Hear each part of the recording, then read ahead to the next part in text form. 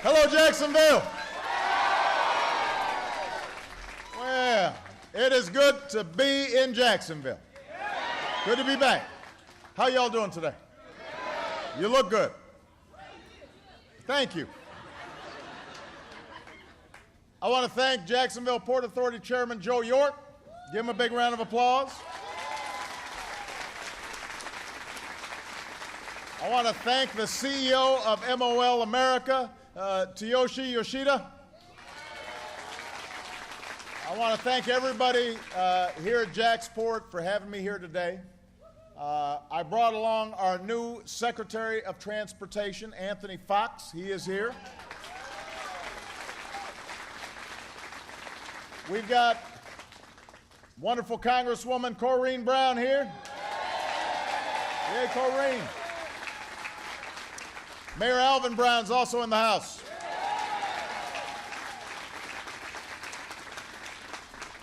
And I would like to recognize the folks from the port and TRAPAC for showing me the cranes you've got back at the terminal. Those are some big cranes. There's some serious business here.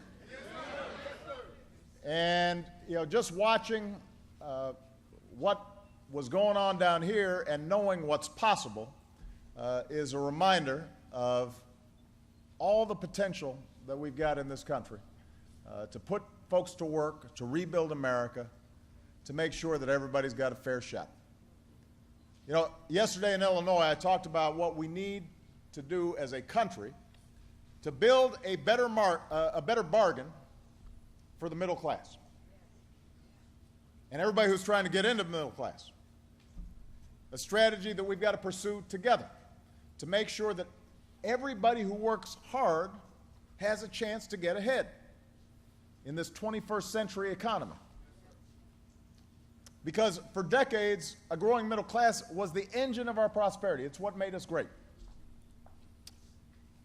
If you worked hard, you knew your work was going to be rewarded with fair wages, good benefits, the chance to buy a home, save for retirement, and most of all, the chance to pass down a better life to your kids. That's the American dream. But eventually, that engine of prosperity began to stall. You had technology that made some jobs obsolete. You had globalization, which meant some jobs got shipped overseas. Unions got weaker, in part because of some of the laws that we passed. And so, for most of the last decade, people were working harder and harder just to get by. And then you have a devastating recession because of what happened in the financial markets. And that cost millions of Americans their jobs and their homes and their savings. And what it did was lay bare for everybody to see the steady erosion of middle-class security that had been happening for almost a generation. Now, the good news is that after nearly 5 years since that financial crisis happened, thanks to the hard work and the resilience of the American people, America's fought back. So together we saved an auto industry. And I was told that the terminal I was at is one of the places where we're sending out more American cars than ever before, all around the world.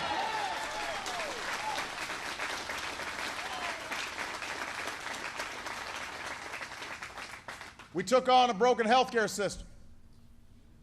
We invested in new American technologies to reverse our addiction to foreign oil. We doubled our production of clean energy. We put in place tough new rules on the big banks and the mortgage lenders and credit card companies to make sure that we didn't have the same kinds of financial shenanigans that we had seen before. We changed the tax code that was too skewed in favor of the wealthy, made sure it was doing more for middle class and working class families. We locked in tax cuts for 98% of Americans. And then we asked folks at the top to pay a little bit more. So you add all this up, and over the last 40 months, our businesses have created 7.2 million new jobs. 7.2.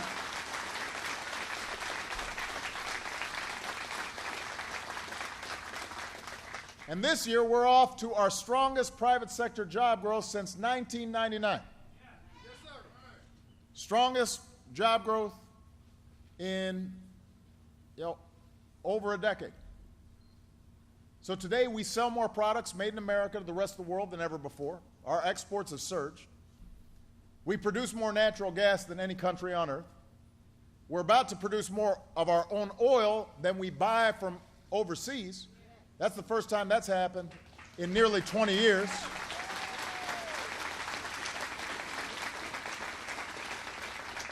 The cost of health care is growing at its slowest rate in 50 years, and our deficits are falling at the fastest rate in 60 years. So you've got health care costs starting to slow down, deficits plummeting, jobs up, exports up, energy production up. We've cleared away the rubble from the financial crisis, thanks to the grit and resilience of the American people. And we've begun to lay a new foundation for stronger, more durable, more sustainable economic growth. And with the revolutions that are coming in energy and technology and manufacturing and healthcare, we're poised to be able to finally reverse some of those forces that were hurting middle-class families for so long. We can start rebuilding an economy where everybody who works hard can get ahead. That's our goal.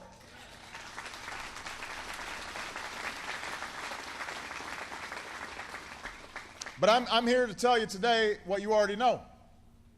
We're not there yet.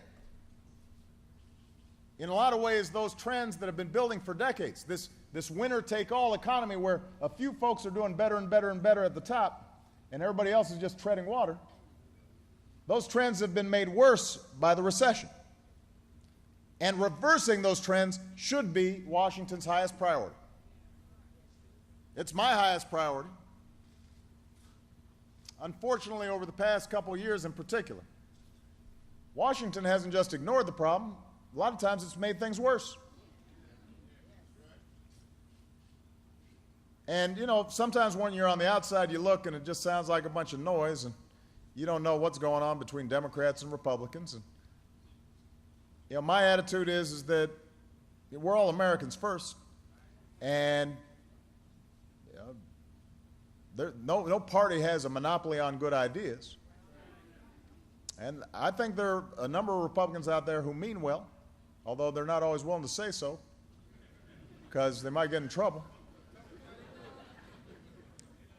But right now, we've seen a group of Republicans in the House in particular who suggest they wouldn't vote to pay the very bills that Congress has already racked up. That harmed our recovery back in 2011. It would severely harm it again. It could plunge us back into financial crisis. Over the last 6 months, the gridlock's gotten worse. There are a number of Republican senators who are trying to get things done. They passed a strong immigration bill that economists say will boost our economy by more than $1 trillion. But so far, we haven't been able to get the House Republicans to give it a vote.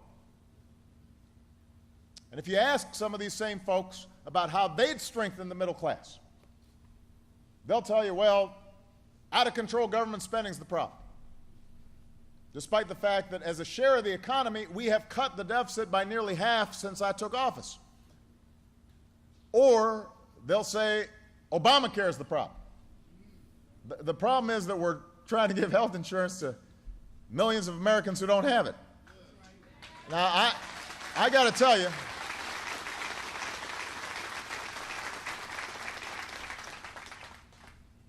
our businesses have created jobs at nearly twice the pace of the last recovery when there was no Obamacare. So it's kind of hard to figure how Obamacare is actually the problem, giving people health insurance. And by the way, tens of millions of Americans now have new benefits, like free checkups and cheaper medicine on Medicare. So they don't think that's a problem.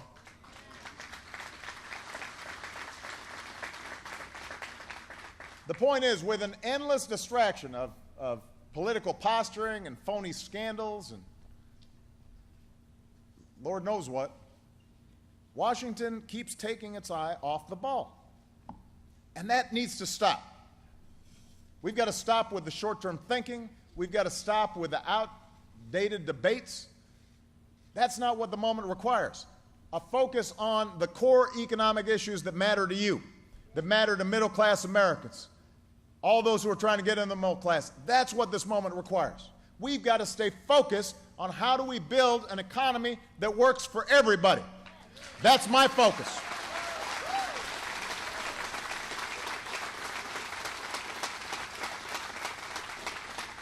And as Washington prepares to enter another budget battle, another budget debate, the stakes could not be higher.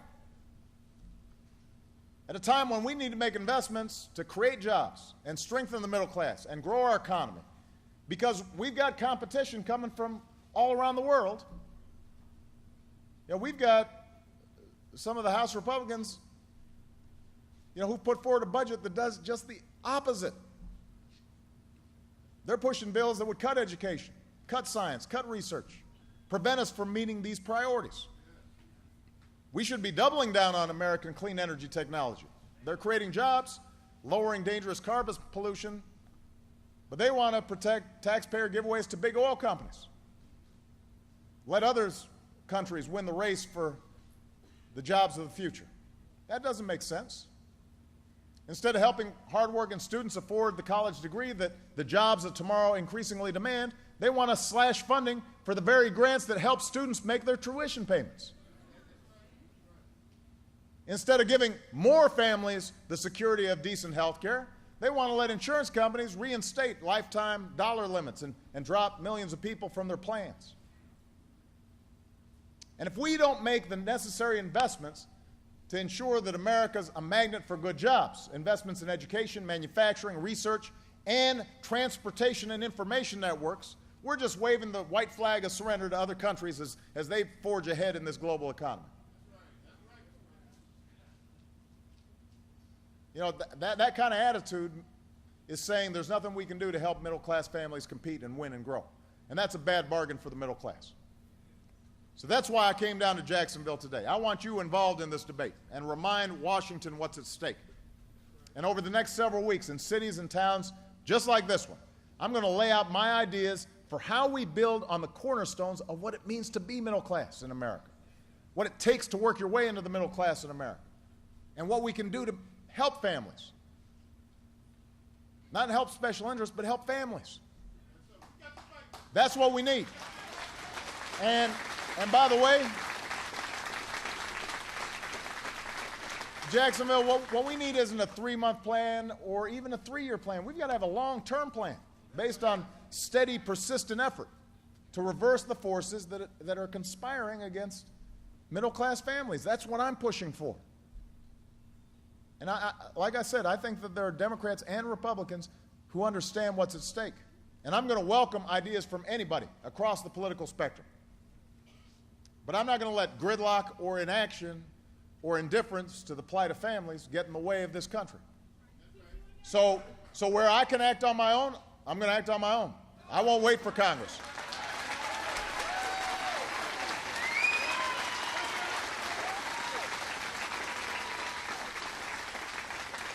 Because the choices we make right now will determine whether or not every American will have a fighting chance in the 21st century. So we know what those cornerstones of real middle-class security are. A good job with good wages, a good education, a home you can call your own, affordable health care that's there for you when you get sick, a secure retirement even if you're not rich, more chances for folks to earn their way into the middle class as long as they're willing to work hard for it. But I'm here today to specifically talk about the cornerstone, the essence of middle-class security, and that's a good job in growth industries. We've got to help more manufacturers bring more jobs back to America. We've got to keep creating good jobs in manufacturing. We've got to create good jobs in wind and solar energy. We've got to tap into this natural gas revolution that's bringing energy costs down in this country, which means manufacturers now want to locate here because they're thinking that we've got durable, reliable supplies of energy. We've got to create more jobs today doing what you're doing right here at Jacksport, and that's building this country's future.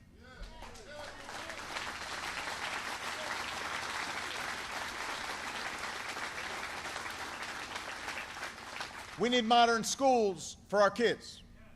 We need modern power grids and fuel networks that can withstand stronger storms.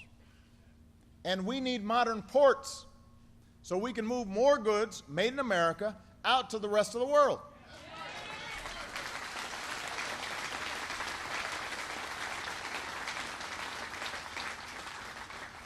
If you want to create jobs right now, but also jobs that will have impacts for years, here's the way to do it. We know strong infrastructure is a key ingredient to a thriving economy. That's how the United States became the best place in the world to do business. Unfortunately, over the past 2 years, too many folks in Washington have been cutting these investments. The world can't wait for Congress to get its act together. So let me give you an example. Many of you are familiar with this. In a couple of years, new supertankers are going to start coming through the Panama Canal. Those supertankers can hold 3 times the amount of cargo. We want those supertankers coming here to Jacksonville. Right?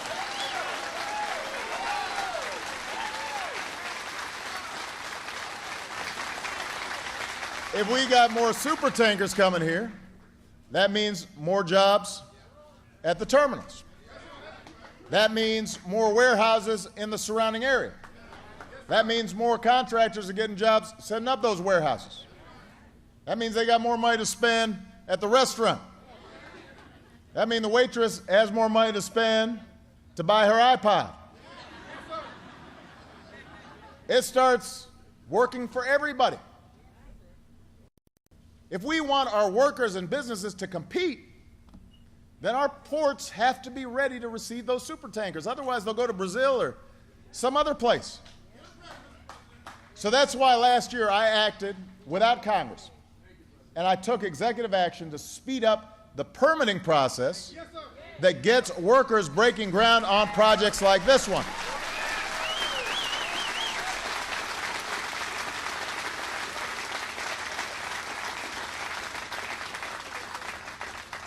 And then private companies came on board here at Jacksonville Port.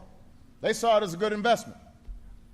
And we're building the same kind of partnerships across the country, especially, by the way, in some of these Gulf ports, Charleston, Savannah. And now these ports are on track to be better prepared for those supertankers and their cargo loads ahead of schedule. But we've now got to keep at it.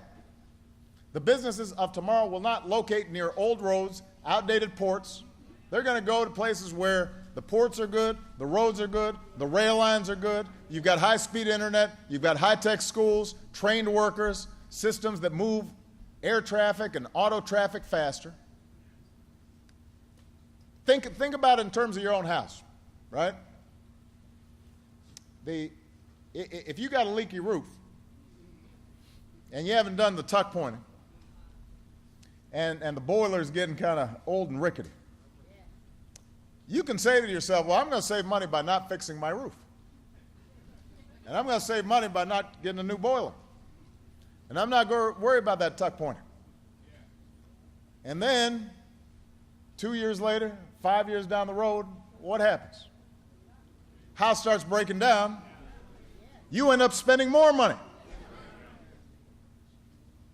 We can't defer things that we know we're going to have to do, and by the way, would put people to work right now doing them. But that's what we're doing right now. As a share of our economy, we're investing less in rebuilding America than we did 2 decades ago. We're spending less on fixing our infrastructure than China is, than Germany is. All our competitors, they know we've got to start taking care of this stuff. We're lagging behind. And the irony is, right now, it's cheaper to build than it's been since the 1950s. You've got a whole bunch of construction workers who are looking for work right now. You've got a whole bunch of contractors who will come in with low bids, and they'll come in on time. So now's the time for us to do it. The longer we put this off, the more expensive it will be, the less competitive we'll be. So why aren't we doing it? Now, part of it's just politics right now, but, you know, making sure we've got world-class infrastructure, that shouldn't be a partisan issue. That's an American issue. It's not a Republican or a Democratic issue.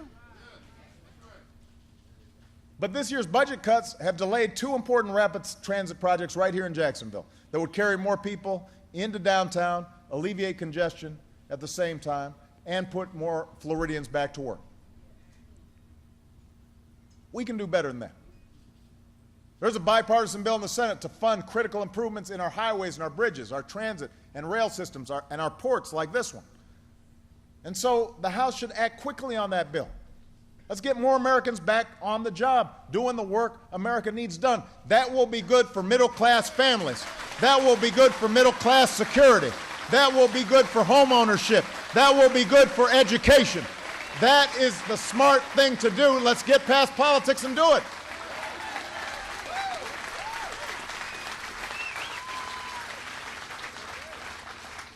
You know, I tell my Republican friends, this is not a partisan issue. The first Republican president's a guy from my home state. He was a pretty good president named Abraham Lincoln. He had a whole lot of things to worry about. That's right. Had a civil war. Probably the biggest crisis that this country ever experienced. And yet in the middle of that, he was still thinking about how do we build that transcontinental railroad? How are we going to widen our canals and our ports so that we can move products all around the country and eventually the world? How do we invest in land-grant colleges so that our workers are now skilled and can get those new jobs? We're going to invest in the National Science Foundation to make sure that we stay ahead of everybody else when it comes to technology. He made those investments. The first Republican president, he didn't say, well, that's not the job of government to help do that. He wouldn't have understood that kind of philosophy, because he understood there's some things we can only do together. And rebuilding our infrastructure is one of them.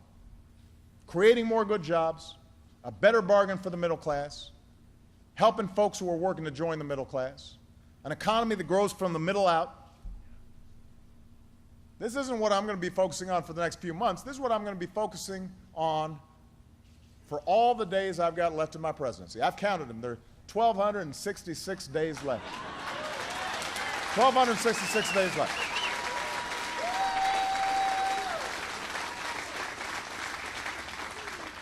So over the next several weeks, we're going to roll out these plans. We're going to take them across the country. We're going to ask not just Congress to do something, we're going to ask everybody for their help. CEOs, workers, college presidents, students, Democrats, independents, and yes, Republicans. I'm laying out my ideas to give the middle class a better shot. And if the Republicans don't agree with me, I want them to lay out their ideas. If they've got a better plan to create jobs, to rebuild our infrastructure and make sure that we've got great ports all along the Gulf, come on, let me know what your ideas are. I'm listening. If they've got better ideas to make sure every American knows the security of affordable health care, well, share it with the country. You know, repealing Obamacare and slashing our budgets in education and research and infrastructure, that's not an economic plan. There's no economist who would look at that and say, well, that's a way we're going to help middle-class families. We're really going to grow doing that. Shutting down the government just because I'm for keeping it open, that's not an economic plan. Threatening that you won't pay the bills in this country when we've already racked up those bills, that's not an economic plan. You know, that's just being a deadbeat.